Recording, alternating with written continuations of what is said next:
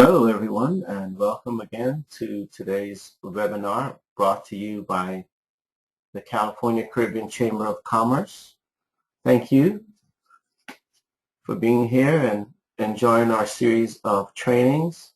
This week, we'll follow up from last week where we talked about setting up a website and a WordPress blog to engage with your prospective clients or your existing clients.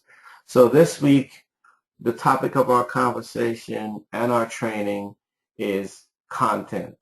And as the saying goes, content is king. So picking up from where we left off, where we reviewed the basics of a WordPress blog and a website, we will start with content. Now, content being the things that your clients or customers are interested in learning from you, the things that will engage them, the things that will get them to come to you and buy. So what we're going to cover today is, who are you marketing to? Who are your customers? What are they made up of? You know, how old? Where do they live? What are their preferences? These are the things that most, if not all, businesses should know. Then we talk about how you structure your website or your blog. We'll cover content creation. How do you put that together and get it on your website? We'll talk a little bit about on-page SEO, which is search engine optimization. And I'll try to do a little live demo of a page and post. We tried to do that last time, and of course it takes quite a bit, and maybe we need an in-depth review and setup of a website and a blog where we can really get into the nitty-gritty and the details of it, where to get your blog ideas and put that on your website and be able to tweet and Facebook and LinkedIn it. So the question is, and always has been, who is your market? I would imagine everyone knows who they're marketing to, but you'd be surprised that a lot of people don't. Who buys from you? How often do they buy? What is their needs of buying? Why are they buying from you? These are very interesting things to know because, of course, we spend a lot of time, and most businesses spend a lot of time acquiring clients and not taking care of them for the most part. And the reason for that is that we're forever looking for new customers. So you need to know who your target audience is. And once you know who those people are, you address the specific needs of that audience. And so once you do that and you set up your blog, and the information that is required, then you should have some stickiness or some engagement. Then you need to find out where these people are, how do you get to them, and of course, once you get to them, you need to ask them questions. These questions lead to you getting the answers to provide the right quality of service, products, and of course support. Oops, I think I'm going a little too fast. So how do you do these questions? There's several ways you can do these questions, and some of which are on social media, online, such as SurveyMonkey. I don't know if you know, you go to surveymonkey.com, and they would pretty much allow you to run surveys where you can ask the questions. You can ask these questions on Facebook or on your blog, of course, and then, you know, that gets you to know a little bit more of your buyers. So one of the things that you do know from Facebook and other media is, you know, who's your customer, what's their income level, are they professional, you know, that sort of thing, the things that you need to know. So SurveyMonkey, and I could, let's see if I can switch screens here again. flipping back and forth. I'm gonna try and get online quickly. Oops, not the one that we want to see here. It's here, and let me bring it over on this page here for a moment. Oops, there we go. And here it is. So if we were to search for Survey Monkey, oops, you'll see it's surveymonkey.com. And if we just go here, and you'll see it's a tool, you've got a free service and basically allows you to do a number of things. So that Survey Monkey gives you some questions, 3, 4, 5 questions that you may want to ask your potential clients about what it is that they're looking for you to provide. So going back to where we were, you can do that on there. And then once you've collected this information, of course, we got to try and provide some content to engage these customers. And so if you are in, for example, the healthcare industry, and your audience is interested in weight loss or in healthy living or in prevention of illnesses, then what would your message be, and how can you get that message over to that market? So not only do you want to know that, but you also want to know where that customer is located. And I mean, in terms of locally, where is that customer that wants to lose the weight or whatever it is they might be looking for.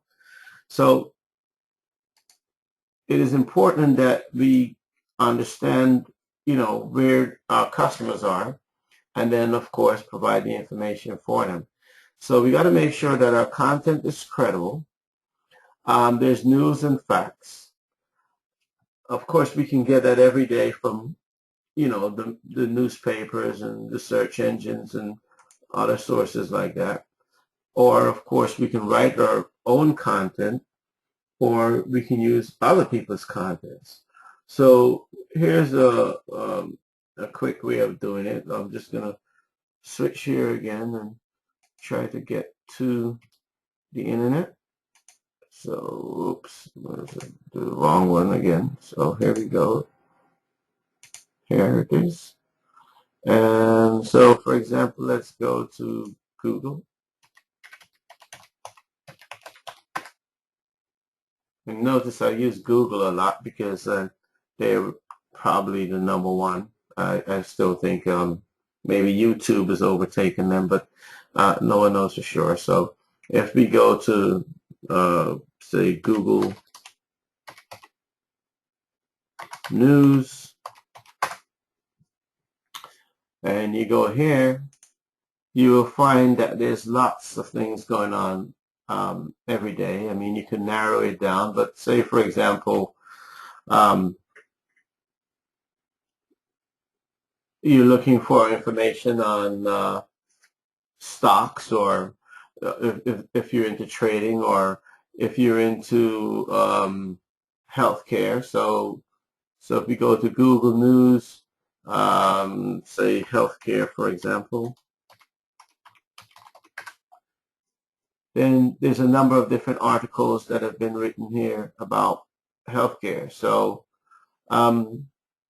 if, for example, everyone's talking about Obamacare, so if you were to look into Obamacare here, while that's going off to find it, we find that there's an article written at marshfieldnewsherald.com. And if this was an article that was interesting, we can quite easily go here and take that article and curate it, as I would call it. But basically, we take the article, we give credit to the author and the source of the article, and then make some of our own comments and then post that on our blog. So we don't always have to come up with our own original content, because there's enough content out there to make it important. So here's another one. It's talking about Google at work on lens to gauge glucose, commercial availability seen here. So if this was important to you, we will just copy this, of course, from here and give credit to the author. So you can copy all of this information here.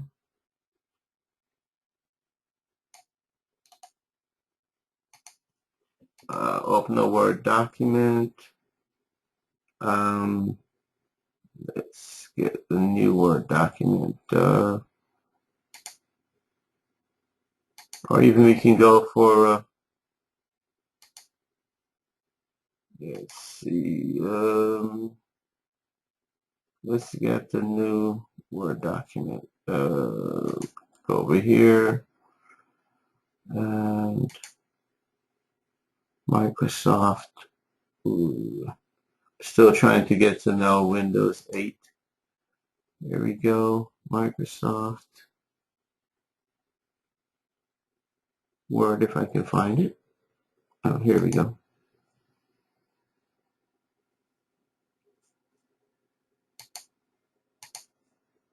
File, we open, now let's just go here, we go for a new document, create it, and we copy and paste it.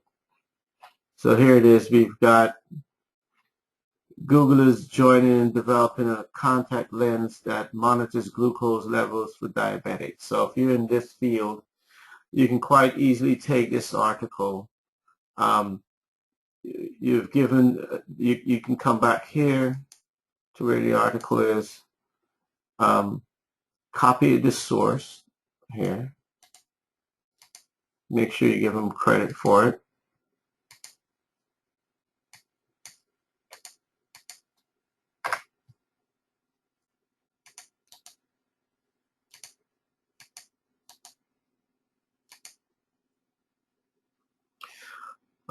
You can write a little spiel here, write a comment here, and also at the bottom you can give credit to the source again, which was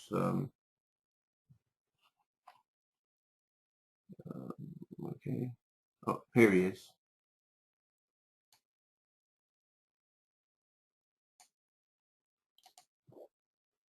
And this is quite legal to do it. Most big companies do it, such as Huffington Post.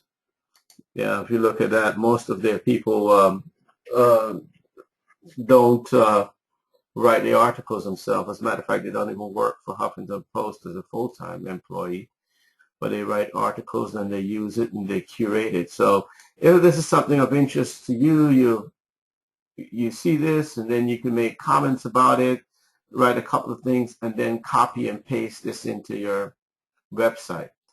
Last week we took the liberty of using Marcus's website, and so I can try and do that again and show you how you do a post, unless we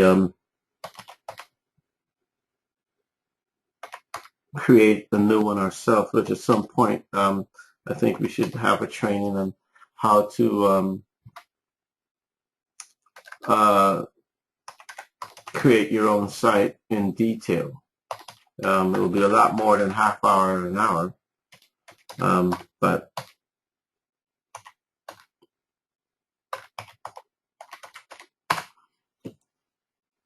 so we'll attempt to go there. I'm going to lock into the back end of his site. Hopefully he doesn't crucify me for this. And so if we were going to create a post, what we would do, we will go here, add a new post, and then here we will set the category. So we would have a list of categories here, and it'll probably be healthcare or something to that effect. And so if we go back to where the document is, and it says talk about commercial availability of glucose, I think it is. So you go back to his site here and put commercial availability of glucose. And then we can quite simply take this article that we've written over here, just copy. Sorry.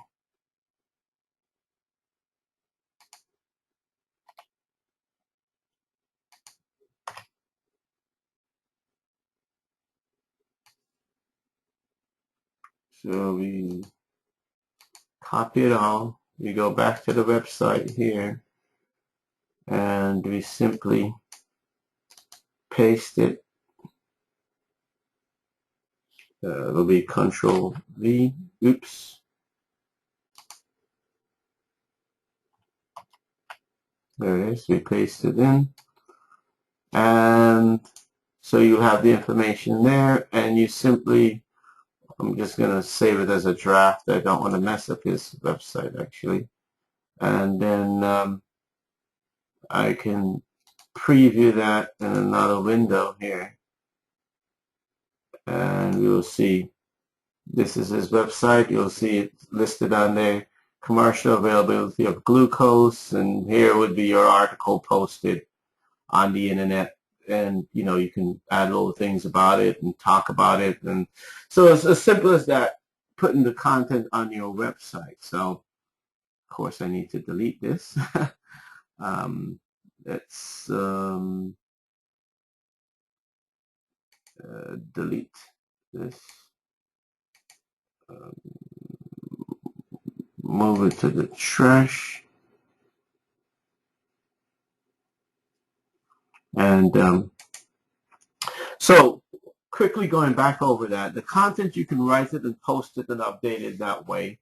You can take content that has already been written and curate that content, or you find another means of getting that information. If you do this on a regular basis and it's good content, you can tweet this, Facebook it, and of course you have it on your website or your blog first, and then you tweet it and Facebook it and LinkedIn it. Or if there's photographs or pictures, you then post it to the sites like Instagram or Pinterest, which we'll be doing at a later time.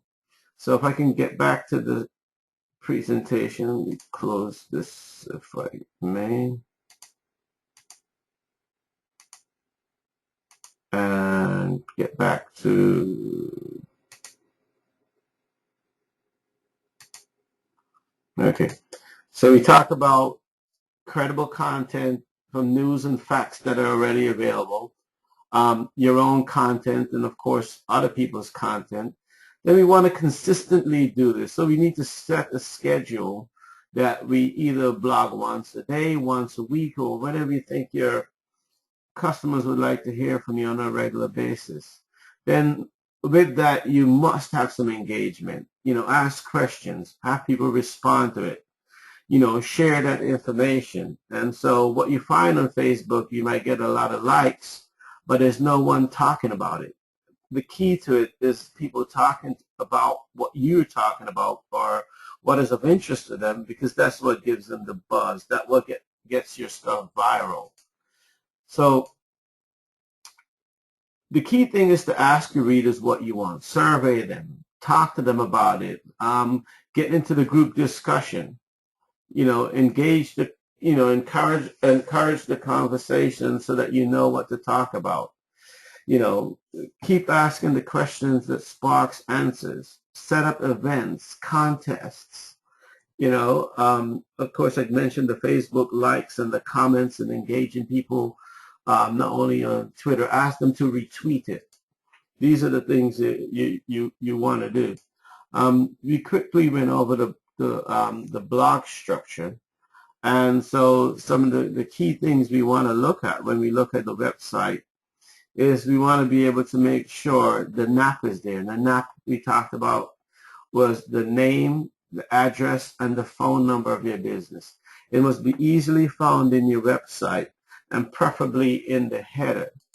So if we look at a website, I'll try and get over there, or a blog, we want to make sure at least on the menu, the tabs relate to the keywords, meaning the things that people will look for on your website. So whether it's your products, your services, about you, the contact you, a photo gallery, your blog, the information about it, how to search your website. These are important things on your structure of your website.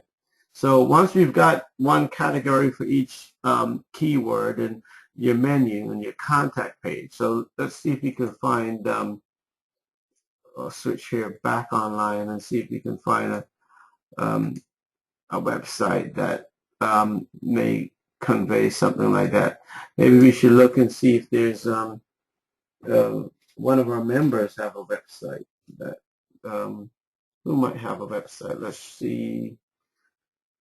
Oh, well, maybe we should just search for something. Plumber, Los Angeles. So these are all the paid ads on this side here, as well as on this side. So we're trying to, and of course there's the directories, but we're trying to find a local plumbing company in Los Angeles. So let's see, Mr. Speedy, Red Lily. Let's see someone. Let's try Newton Plumbing. Right? Okay. Who are they? I hate to put them on the spot, but we'll try to find a company that is out there that has a decent website. And as we go round and round, trying to find it, I'm not sure what's going on here with the internet, but it's taking forever. Not very good when someone's looking for you, because we lose interest, right? We're very fickle. We lose interest very quickly, and we go to something else. So see, here it is. They quickly, okay. Here you find there's the company name, Plumbing and Roto-Rooter, since 1924, tells you about it. Same day emergency. You have some numbers. There's the area. Here they've got a slider or a flash screen that tells you the different things that they do. You can just scroll through here. And then, of course, below it, here's where they have home, their plumbing services that they do. They do commercial plumbing. Testimonials, which means they've got clients that talked about them, telling how good a job. Their contact information, history about it, and of course they're offering some specials and your ability to get a quote, some pictures about what they've done, the area in which they service, and of course here you have their social media that is there. So that's a quick example of your website. So if I get back here to the slides, and I gotta go back to, gotta figure out how to do this. So we look at the information, their name, address, phone number was there, keywords for their products and services.